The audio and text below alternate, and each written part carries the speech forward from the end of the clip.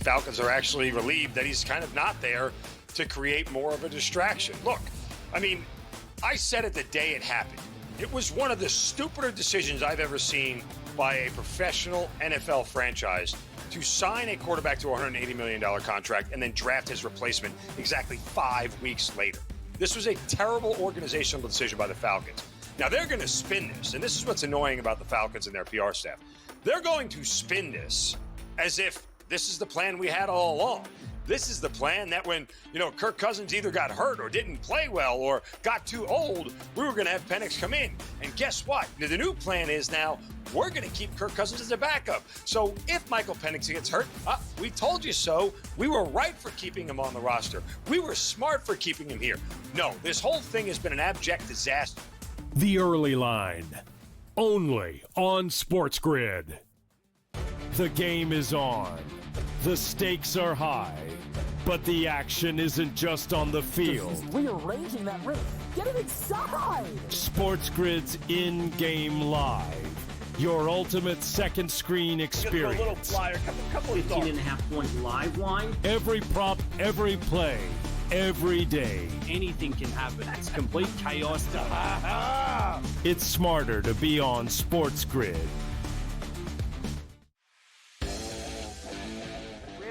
The Steelers' interest in Aaron Rodgers as a joke. Your boy went off about the entire situation and why it taken so long to forget him. Terry Bradshaw getting involved. Yeah, insane. Basically, what are you bringing him in for 1 year? All of this drama for 1 year at this guy, where he is now in his career is he's washed. Pharrell Coast to Coast, only on SportsGrid.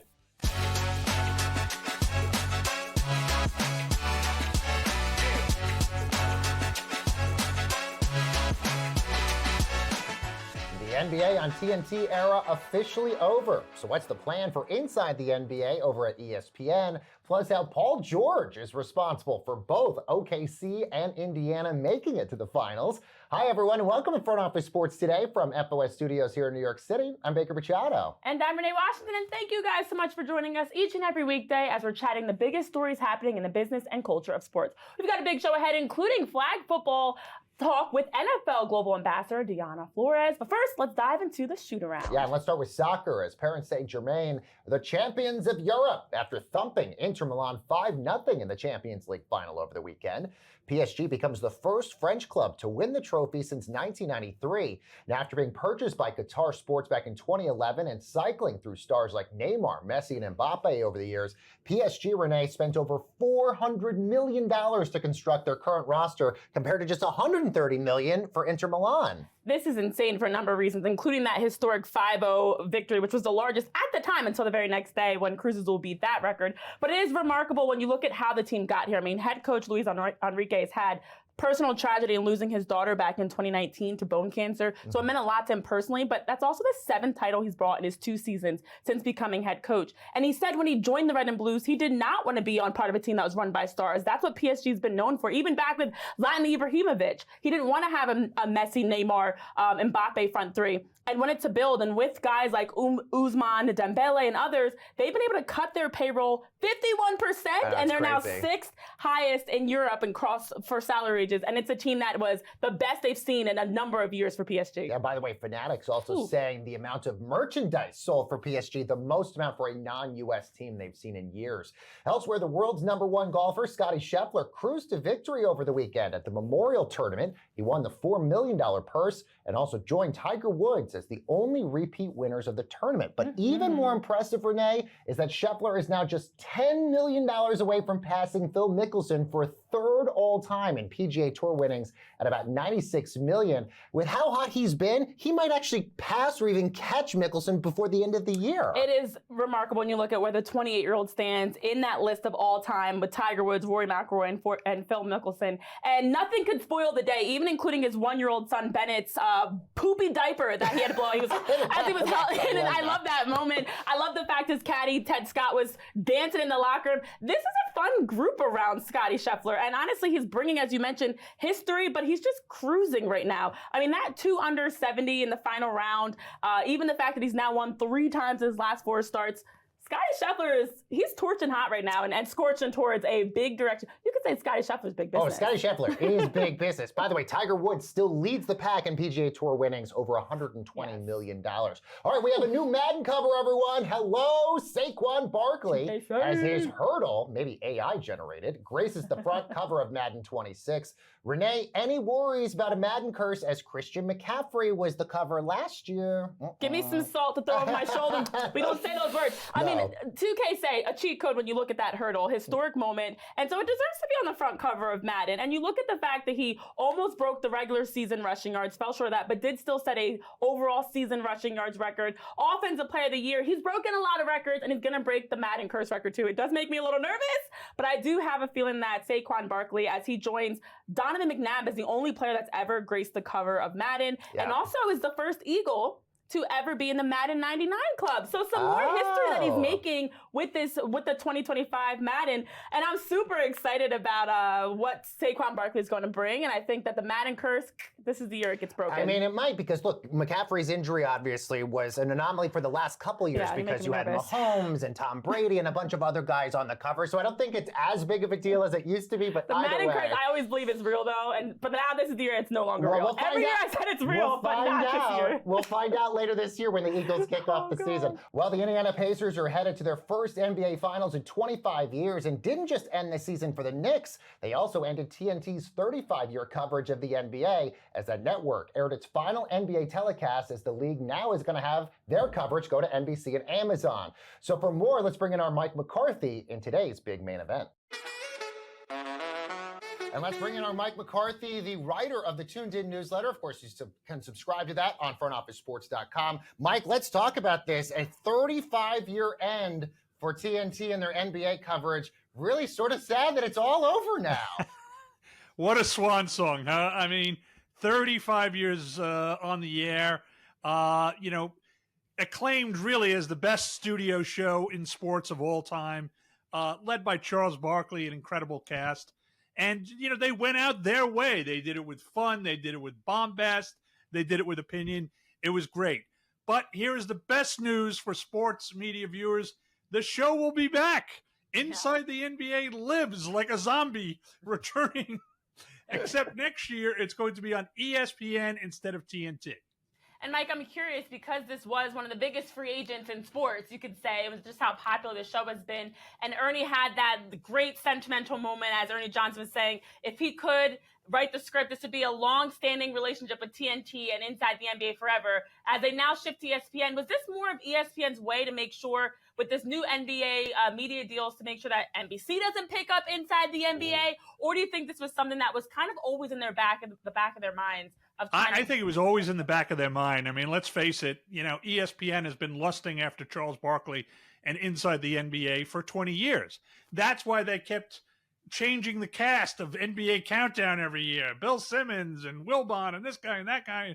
They can never compete with Inside the NBA. And Jimmy Pitaro, I think, is a very bottom line oriented CEO. And his idea is, look, if I can't beat him, join him, right? He couldn't beat the Fox team, so he basically hired Joe Buck and Troy Aikman to come over and do Monday Night Football, and he couldn't beat Charles Barkley and Inside the NBA, so he's bringing them over to ESPN, and to me, one of the most brilliant deals a CEO has ever made. He basically went to TNT and said, look, this show's going to go off the air. I can save it, and in return, we'll give you a package of Big 12 college football games. And they worked it out. Presto, the show was saved. Yeah, and TNT's still going to produce Inside the NBA, albeit it's going to be just licensed and aired on ESPN. But Mike, I guess a lot of us are intrigued at what is this going to look like on ESPN? We know Scott Van Pelt does most of the post-game shows for SportsCenter on ESPN. So where is this going to work in the ESPN schedule? Will there be an Inside the NBA post-game show? Yeah, I think the way it's going to work is this. First of all, Baker, as you said, it's a very good point. The show will continue to be produced by TNT. The cast will continue to be TNT employees. They will have full editorial control. So what you're going to see is exactly the same as what you're seeing now. It's just on a different channel. But here the devil's in the details, right? Will there be a post-game show as there is now? I'm hearing yes. Now, that might involve having to move some stuff around. Maybe, you know, if you're on ABC watching the finals, you'll have to go to ESPN to watch ESPN Inside the NBA. Maybe if Scott Van Pelt comes on at midnight, then the show shifts to ESPN too. It's kind of having champagne problems if you're ESPN, because they've got so many platforms, they can make the move. But the idea of just, you know, one linear network having the whole thing, you know, before, during, and after the game, that is going to change. We've seen so many changes from ESPN, including their programming, their LA location. We just talked about Around the Horn here on the show with Tony Reale. Do you feel like this is also maybe, and anticipate this is maybe a change for the industry, that we're going to see more crossover? This is like it's like the Avengers kind of. You've got them still producing in Atlanta, yet they're going to be shown on ESPN. It's like an ultimate crossover of networks. Do you see this happening? I definitely see that. It's a great point. I mean, I think what you're seeing is the growing power of personalities, right? You know what I mean? You have the Pat McAfee show, very similar to Inside the NBA, right? He owns the show, and he has full editorial control. He just licenses it to ESPN. And that's exactly what TNT is doing. They own the show. They employ the cast. They're just licensing it. So what you're seeing here is really, you know, not so much competition going away, but people just willing to think outside the box. You know, that whole pride thing, well, it's not our show and we didn't develop it. And, you know, that's right out the window. If you got a chance to get inside the NBA and you're Jimmy Pitaro, Burke Magnus, you go for it. And they pulled it off. Amen. Mike McCarthy, always good insight. Our writer of Tuned In. Of course, you can get that newsletter on frontofficesports.com. Mike, thank you so much. And don't go anywhere, guys. We're talking flag football with NFL Global Ambassador Deanna Flores.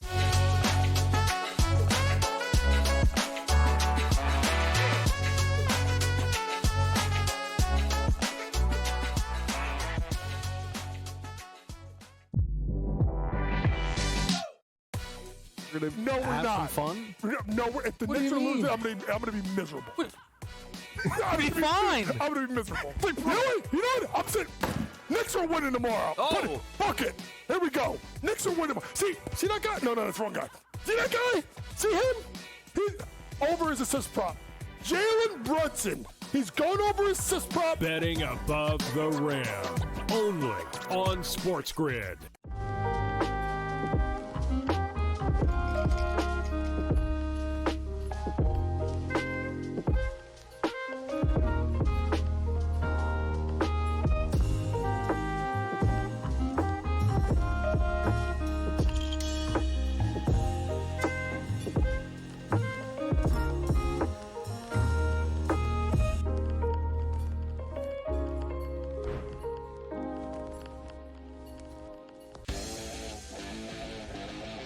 Heard yesterday that he's got no shot to win the Cy Young because it's going to Skubal again. Skubal's winning the Cy Young, no shot for free. They're both terrific. They both have incredible numbers and credentials and stats and strikeouts and ERA and everything, like every single category. Fried is right there with him. Pharrell, coast to coast, only on SportsGrid. Face. It's the new face. New face of what? The hell are you talking about? Like seriously. Oh, the new face of the NBA, Anthony. Yeah, okay. You know what I mean? Like, really? Guy's got 2 shots. You're face of the NBA. Slow down. He's a good player. I've always thought the whole face of the NBA thing was comical. You want him to be the face of the NBA because you don't like it that all the other faces in the NBA aren't American. Sports Rage tonight. Only on SportsGrid.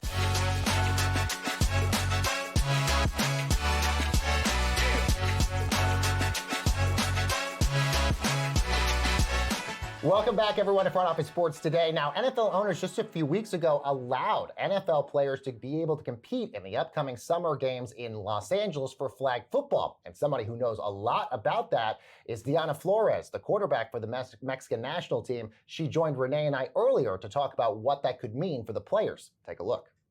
And joining us now is the NFL Flag Football Global Ambassador and, of course, quarterback for the Mexican national team, Diana Flores. Diana, thank you so very much for joining us. We got to start with the big news. The NFL finally announcing that players in the NFL can partake in flag football for the upcoming Olympics.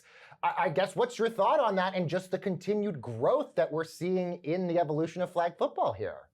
Yes, we are living very exciting moments for flag football worldwide, not only with the growth of the game around the world. We are more than 20 million players, more than 100 countries, now an Olympic sport, and this is just opening many, many doors for men and women. And now knowing that the sport is opening the doors for many more athletes to also have the opportunity to represent their countries through flag football at the Olympic Games, I think it's just amazing. We have this door open for more talent to come, to bring more awareness for the game, to bring more exposure to the game. I think that will just benefit not only the sport of flag football worldwide, but also the growth of the game, the athletes. This will just create more pathways for young girls and boys to dream bigger than ever. So I'm just excited for this big news and for what's yet to come. And I like the fact that you're at the forefront and involved in these conversations, because you yourself, Diana, with your impressive resume, have been a pioneer in so many ways. You've been on teams where you're the only Latino. You've been the youngest on your Mexican national team when you joined back at 16. And even just being the first female to have artifacts in the Pro Hall of Fame for football. What is the significance and importance of now this opportunity to compete in the Olympics, aligned with how the league has been working so hard to expand to have a global presence?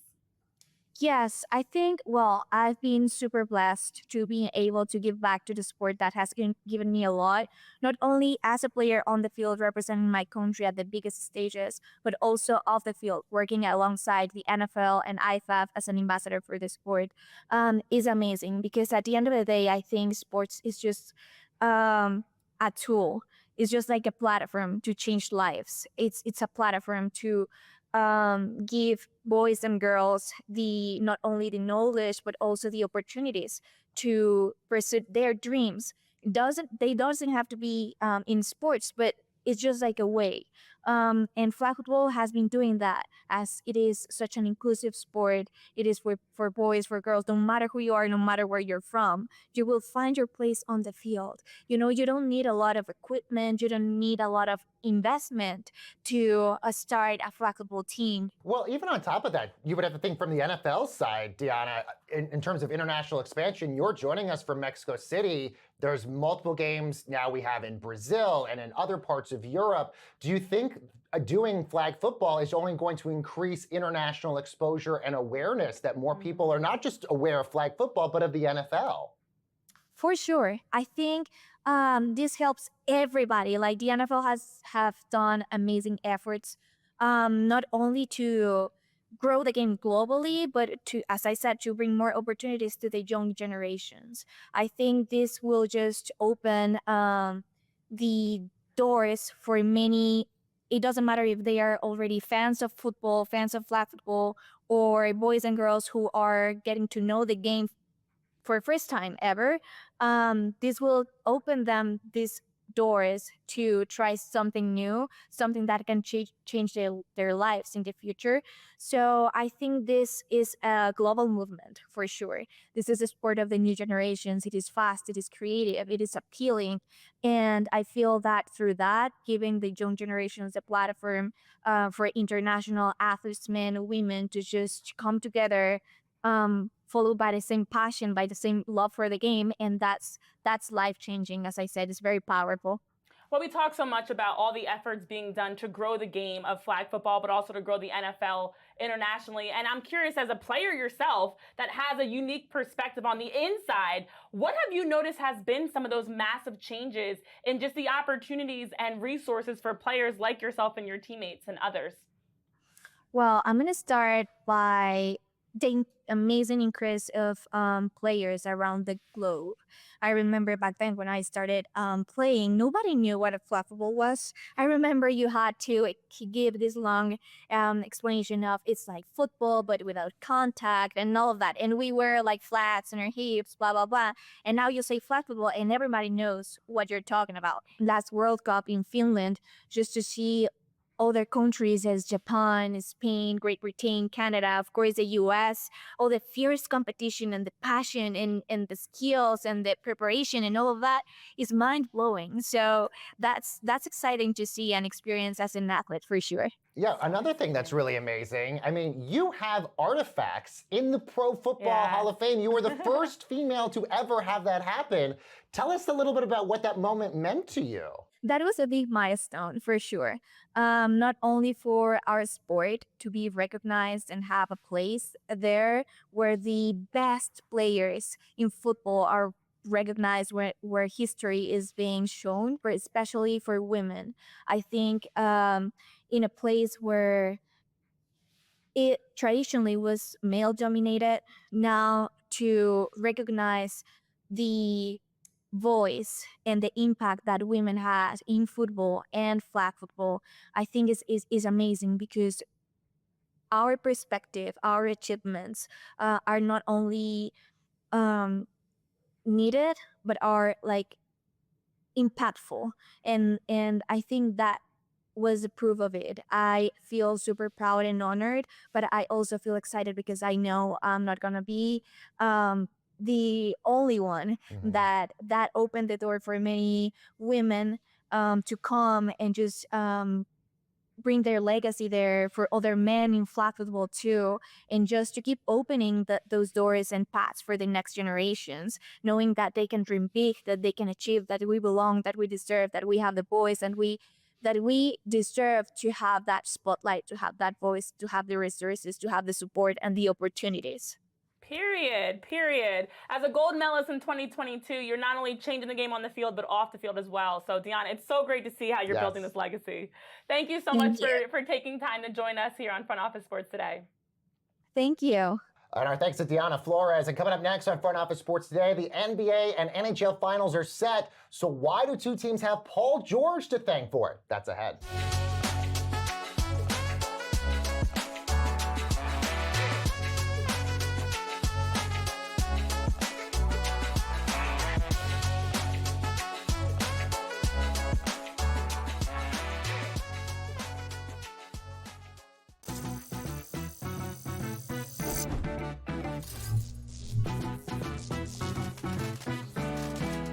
Did you know sportsbooks tend to draw up tighter bet lines for events that get even more bettors, like championship games or major matchups? My tip? Try betting on less popular sports. You might have a better shot at beating those odds. Now, go get lucky. See you in Las Vegas. Let's get lucky. And if you go through CAT, that means CAT at 11-1. Could be Eastern Conference Finals MVP. The worst team in the WNBA is the Chicago Sky. They have no perimeter play. They're playing too many minutes. And Angel Reese doesn't have the help she needs. Betting above the rim. Only on SportsGrid. I actually like the fact that they went 7 games against a quality opponent here and still had to face adversity even in a game number 7. How are we setting up this next series with a rested Minnesota Timberwolves team taking on OKC fresh from the fight here? They had an extremely, maybe it's just too strong a statement to say, easier pathway than people thought, particularly because of their size. The early line. Only on SportsGrid. The game is on. The stakes are high, but the action isn't just on the field. He's rearranging that rim. Get it inside! SportsGrid's in-game live. Your ultimate second screen experience. Just a little flyer, couple 18.5-point live line. Every prop, every play, every day. Anything can happen. It's complete chaos. It's smarter to be on SportsGrid.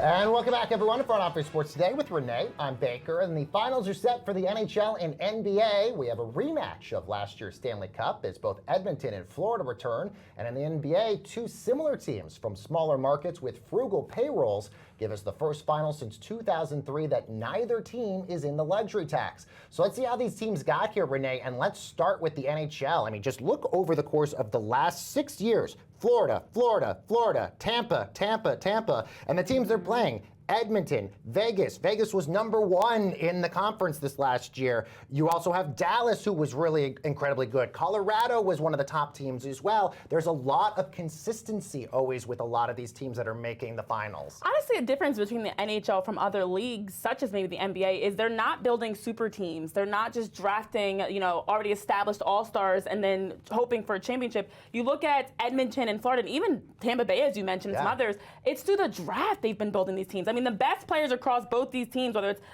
three-time MVP, 2024 Finals MVP Connor McDavid or Alexander Barkov or others like Evan Bouchard or whoever else you want to look at, their best players came through the draft 7 to 10 to 11 to 12 years ago. So it's not even like these are recent draft picks that just happen to separate into the league and come into fruition as being the top players. So now you have Edmonton, who, for example, is 12th in the NHL in payroll with that $76 million price point. You've got the Panthers, who are 6th in the league. Yes, they're high payrolls, but they're paying and investing in those players that they drafted that have proven they're deserving of those higher salaries. So I think it's unique in that the NHL is not dealing with a salary cap issue. It is more of a tax rate issue that's causing a discrepancy. But the bottom teams can't keep up because they're like 5, 6, 7 years behind in developing their rosters to be at the level that the Oilers and Panthers are. Well, plus the salary cap is going up this next year for the NHL, allowing teams like Florida to continue to keep their players, where we don't see that as often in the NBA because of the luxury tax and the aprons that then disincentivize teams from becoming super teams. And a lot of those same players on their roster last year, like 14 guys, for example, for the Oilers, are back this year. So it's not a quick change in carousel of rosters. It's the same players, experience, veterans, consistency year after year. Well, and let's move to the NBA because you have the Pacers 16th in payroll, Oklahoma City I have them at 25th in payroll. The Pacers payroll basically is $169 million.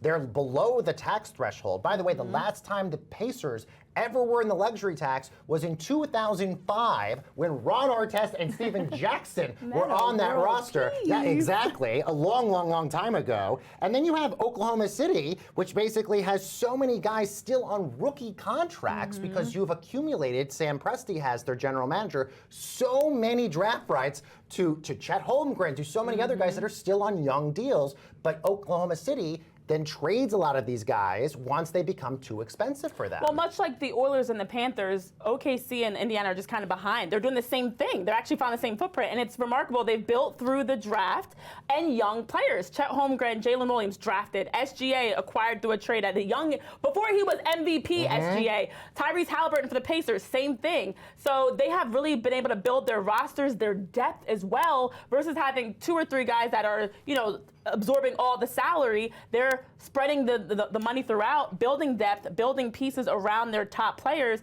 that they've developed. So very unique and similar when you look at the NHL and the NBA. And let's keep talking about roster construction in the NBA and see what's bubbling over at the FOS water cooler.